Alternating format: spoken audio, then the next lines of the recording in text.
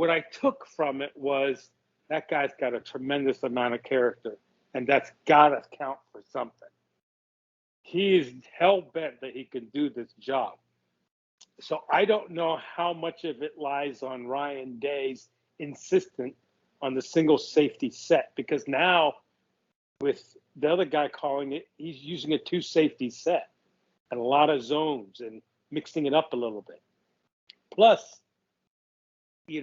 Kerry had the first 2 games of the year, which were arguably the toughest games so far. But what was evident is there was no adjustments at halftime in that Oregon game, which really was frustrating because you could see that exploitation of the weak side of the defense. Now, I don't know if guys weren't playing their positions like they should be, or how much of it was that, or how much of it was really scheme and chess match between the offensive coordinator at Oregon and Kerry. Mm-hmm. But I'd like to believe he's right. I mean, he's got a tremendous amount of experience, and he should be able to do this, right? I mean, he said that he claimed that him going up to the press box was his idea, but who really knows, right? I don't think he would lie about that. No, I don't think he would lie about it either. But I don't think anybody lies. I think a perception is one thing, and the reality may be a little bit different. All I know is after the Oregon game, Ryan Day came point blank and said something's going to change. We're going to look at it, and we're going to have to change it. Yeah, that's true. So this is Noah and Viaz coming at you with our reaction to Kerry Coombs' most recent press conference. And my thoughts. Number one, I'm pretty sure he's not yet coming back next season. You are. And I think that might be a mutual parting of ways. But I'm fairly confident. Like I think the chances of Kerry Coombs coming back next year are less than Justin Fields coming back for his senior year, and that didn't happen. Oh my gosh! Really? Yeah, I mean, I think that. Well, not only has this whole situation been difficult for him, but I think there's something in the relationships. I don't think from the press conference, his relationships with the staff are great. I'm not saying they're terrible, but someone asked him about his relationship with Matt Barnes, and he kind of to most of his questions he gave a long-winded answer, but part of his answer was, you should ask him. And anytime when I think of when a husband says his answer is like, ask my wife, like I think it's anytime you say like ask the other person, like to a simple question like that, like how is your relationship, like I think that's a little bit interesting. And then he was also asked about Ryan Day. He was asked, can you understand how Ryan Day made these decisions? Right. That was a very tough question. And he said that's a good question. He actually paused. He didn't have a long-winded answer. Yeah. And he told the guy he wished he didn't ask it, but basically the way he basically said, like, I can understand, like the head coach has the prerogative to make the decisions that he sees as best for the team. And to me, that he could have just said like, Ryan's a head coach, like he makes a decision, like that's that, or like something like that. But to give like a very political correct answer like that makes it seem that I don't think his relationship with Ryan Day is is completely like, 100% like, I'm not saying that like they even like had like any kind of spat or anything. I don't think that's the case. I think just like uh Kerry Combs, he doesn't. I think just the way he feels about this situation, I think maybe just it's very difficult for him. I think maybe he directs some of that feelings towards Ryan Day. I don't know. Um, that was my first take. It is unprecedented to make a move like this at the beginning of the season, two Yeah, games in. I mean, even Bill Davis or the guy at Michigan finished out the season before Harbaugh let him go. So I do agree with a lot of analysis that this is pretty unusual to be making this large a change. But what's interesting is I don't know that we saw some of these potential flaws in Kerry's play calling last year. But I mean, he had the unfortunate experience of being the D coordinator his first year, was it? And it's COVID, right? right. This is his second year, right? Yeah, yeah, So he worked with some of these kids for 6 games and then going on to the championship games. So, yeah, I don't think he's had a fair shake at doing this. That's all. And at the end yeah. of the That's day, I good. don't think it's wise to have such turnover on the defensive side of the ball. We've already seen how when Halfley left, we lost a top cornerback defensive back recruit. And then in the face of the summer, we lost a couple of big recruits as well, changed their Mhm, mind. mhm. Now it carries on to another guy who's one of a 5-star guy who's interested. But if Kerry's leaving, he's not coming. So that kind of kills some of the recruiting. And the defensive backfield has been really flawed. Yeah, yeah. Um, yeah, I think it's interesting you say that he hasn't had a fair shake at it, and yet I know the COVID season was difficult for everyone. Um, but you know, I think also too. I mean, Kerry's a guy that I think he really. I mean he's gonna do what he thinks is best uh no matter what, without any hesitation, no matter what anyone is saying. But I think he is a sensitive guy. I think he is, and I think he came back here. He didn't have to come back here. He had a great job in the NFL that he loved. He in his press conference when he came back as the defensive coordinator, he said he came back here because he loves Ohio State. And I think to have Ohio State kind of turn on him like it Yeah, has, like fans yeah, have recently, I yeah, think that's a big part of it too. yeah. Uh, That may be true. yeah, Yeah, I but think that's probably some truth to that. Yeah. But when you're making the big bucks and the face of the defensive program, that's the risk you take.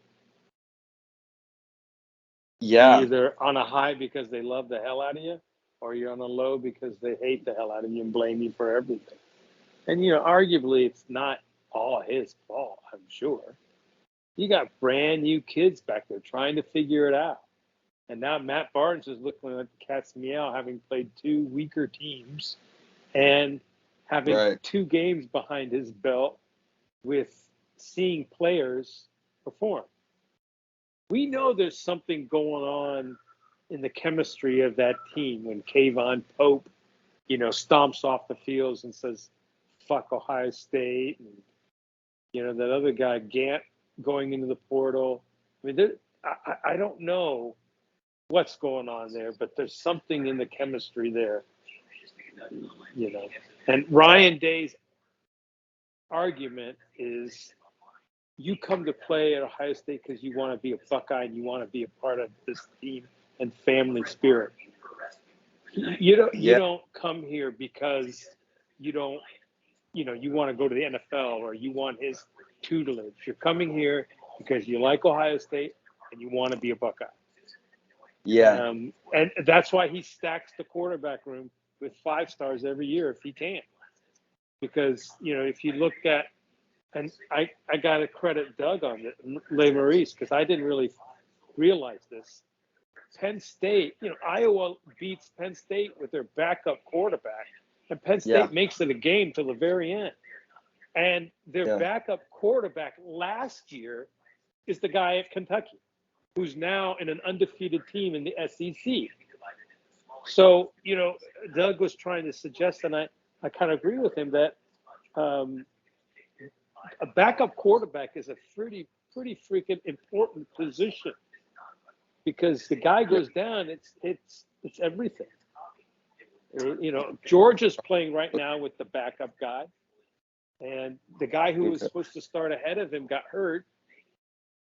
This guy who's playing now was the starter last year, but when he got demoted, he didn't go crying into the portal and leave. He stuck around, and now he's leading them to an undefeated season so far. Yeah. So it's a different mindset. So right now there's something going on in the chemistry of the team because this is really Ryan Day's crew since he came in. Up until now, he's sort of been riding the coattails a little bit on Urban Meyer recruits, especially on the defensive side. Yeah. For sure. I think it's really interesting for Kerry Coombs to have gotten the game ball this past weekend.